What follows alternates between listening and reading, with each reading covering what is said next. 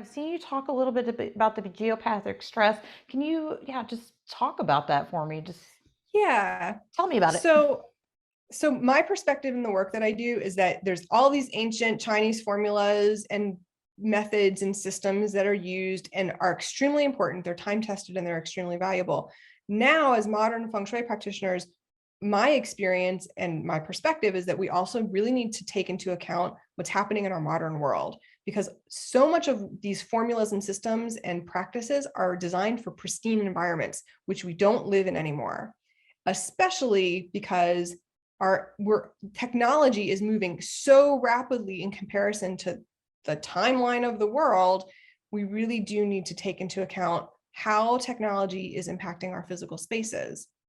So I'm get to be very concerned about things like 3G, 4G, 5G, which we have no control over. Towers are going up, people are getting sick. We have Wi-Fi all over our houses. We have Wi-Fi from our neighbors. There's so much electromagnetic field in our light bulbs, in our appliances. We're sitting on a computer all the time, and our bodies are not designed to have this impact. That's one piece that I find almost all of my clients need support with. So this is very much a part of my practice. The other thing is that actually geopathic stress, although it wasn't called geopathic stress back in the classic text, was very much part of Feng Shui to see what's happening in your environment that may not be working. So part of the Chinese five arts is taking a holistic approach to Feng Shui, which is one piece of it, including Chinese medicine. We would call traditional Chinese medicine, but it's Chinese medicine. So back in the day, the Chinese medicine doctor is going to assess what's going on with your body and may also go to your home and figure out like what's happening in your home that can be causing this illness. Is it too damp? Is it too wet? Is it too windy? Or, so there's a Feng Shui component to Chinese medicine as well. And checking the ground to see what's going on underneath the ground, unseen energies that may be causing disturbance. This is essentially geopathic stress, and it's caused by streams, literally streams of water under the ground, hundreds of feet down that we could never see. We would never know we're building our houses over this, and it causes instability. Realtors understand this because radon is a gas that comes out of the ground and it's unseen, and we need to know what's causing illness in the home. So these are all components of my practice that I feel like are really essential, because my job is to help understand what your goals are. How do we think, feel, and behave? And how can Feng Shui help get you to where you want to be? So by looking at all of these unseen components, I'm helping clients in a more holistic way. And I found that to be extremely effective. Although it's relatively new in my practice, it actually isn't, it's new to my consciousness, although not really new to Feng Shui, and understanding, and I've done a lot of research on this, how we now need to tweak this a little bit to bring in all of the things that are part of our modern world are really essential. Because if the formulas are great, and I can build you a beautiful formula, I can build you an amazing walkway, I can put the pool in the right place, like, I mean, there's a lot of stuff I can do, but if I haven't considered that there's geopathic stress or something else going on in the land that needs to be cleared, that formula is not going to be as effective. I live in Phoenix, Arizona, and one thing that I know is that there's a lot of energy stored in this land that's related to Native American energy. And so I'm not tied to this land. I need to bring in somebody else who can clear it, who's blessed to clear it. And that has been extremely effective in my practice, because we're doing so much trauma to the land by building huge communities, planned communities that was in my area, like, was a desert and now has hundreds of homes on it. That's trauma to the land that needs to be addressed and can absolutely be affecting you. How does that look for a client whenever you go in and you sense that they have a lot of geopathic stress? How does that Well, look? two things. Well, first things I do is I douse, right? So I use dowsing rods, little metal rods, and I'm dousing to see what's going on. That's usually the first thing that I do. Often I can feel it. So like, I'm not psychic, but I've done this long enough that I can kind of feel when something's off, just like a client does. Like they're a little intuitive. They can't put their finger on it. But here I come in with a different lens and I can often feel when something is wrong.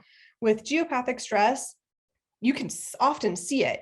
Usually with geopathic stress, you can see clutter accumulating in a specific area and you just cannot seem to get through the clutter. You can't, it's always there and it gets worse and it gets better. And that's in the house, right? And then outside the house, when I walk on the land, I can see plants that have bare patches, they're dead. Here in Arizona, the cactus usually grow straight, but when there's geopathic stress, they're twisted. You can see the plant twisting. It's so amazing and kind of bizarre. And then with dowsing, I can then see a line of energy across the property into the house. Oh, there's your clutter. This geopathic stress needs to be cleared. So there's a few ways that you can clear geopathic stress. And sometimes it's also indicative of like what we call predecessor chi, or spirits or entities that don't belong in the space. So just recently, I actually had a client in Phoenix who had a line of geopathic stress that was leading to this like portal, if you will, of energy. And it was so depressed and cold and creepy in that room. She just threw stuff in that room. It was cluttered. She couldn't clean it out. I mean, I really had to bring in somebody who was tapped to could bless the land and can deal with that. It's not my area of expertise. I've moved to spirit before, but it's not really what I don't really want to do it. And it's not something that's my area of expertise. So I feel incredibly blessed to be connected to, I have connected to the most amazing people to be able to do these things. So then I'm bringing in another practitioner to do that kind of clearing. But then once it's cleared, the energy lifts. You feel like you can tackle it and, oh, you can go do this. And then we use the right timing. With geopathic stress, you can also use earth acupuncture. So I have a client who called me because her relationship with her husband was so bad. It was awful. And this was before the pandemic. And no, it was right at the beginning of the pandemic, actually. And I could see there were two lines of geopathic stress, one coming from one part of the house. And it started at like a huge electrical thing on the outside of the house. It was coming underneath the house. And there was another line that was coming almost straight through the front door. And where they crossed, this actually happened. I tripped and fell in the house. If there was a stair and I tripped and I fell, and it was right where they crossed. Once I got her to understand that, and here's somebody who's spiritual, here's somebody who's into like doing all of these metaphysic things. I was like, I'm going to let you do this. Dig up this plant, do some earth acupuncture, dig into the land. I want you to use your flower essences, use your essential oil, call in your spirits. Like, I'm encouraging the client to do it herself, and she was able to clear it. Some people are willing to do that, some people not so much.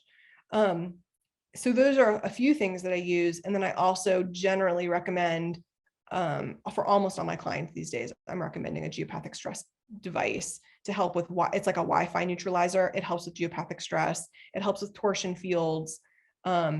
It's extremely effective.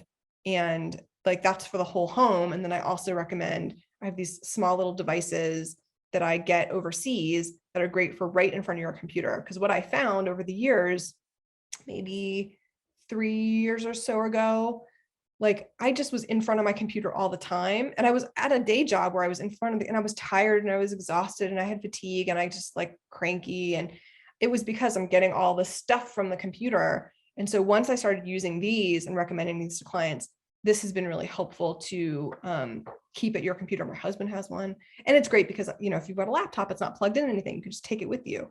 So it just becomes very useful, just like right for this little space that you got. And then the other device is plugged in and you can use it for the whole home. I've also found this really helpful I have 2 clients that are long haul COVID.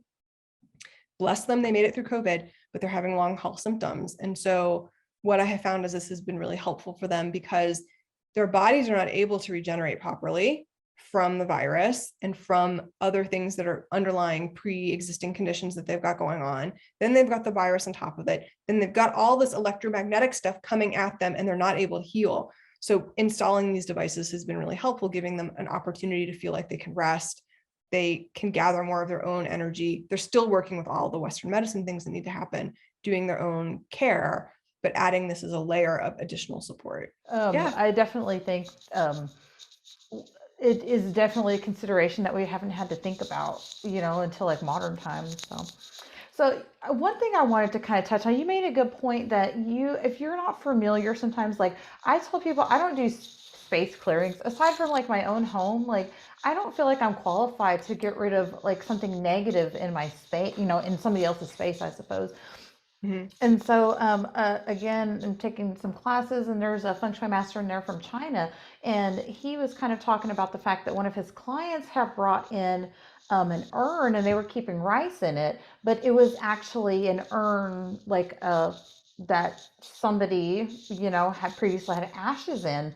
They don't think they realized, and now that there was something in their home, they brought something in their home, and that they asked him to get rid of it, and they were like, we'll pay you, please get it out of, we feel like something's behind us all the time. And so again, he discovered this urn, but he was like, I don't know how to get rid of this, so you can probably call in a spiritual person. And so that makes a good point that I think it's okay as yeah, practitioners for us to know yes, our limits. Like it really yeah, is. I sometimes when I do a lot of mentoring with upcoming practitioners, which I feel so blessed to be able to do because there's so much information out there and they need help. And I feel like everybody has their own talents and gifts. And it's absolutely okay to say, this is what I'm good at. This is what I do. This is what makes me the most satisfied. If you need this and I'm recommending this, I can recommend somebody, I can collaborate with somebody, but this is not my area of expertise. Like you're hiring me for this, but this is what you need, go do this.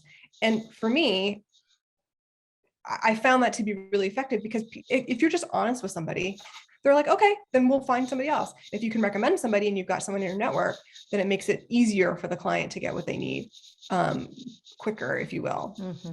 Yes, so that they don't have to try to find somebody and worry that they're not going to get what they need. And if I am recommending, like I have a couple people that I work with. So if I'm working with them, then I can take care of it for the client, because often they're so busy. They can't even, a lot of my clients are really busy. They can't even think about how to bring that person in. So it's just easier if I take care of it. Okay, I'll take care of it.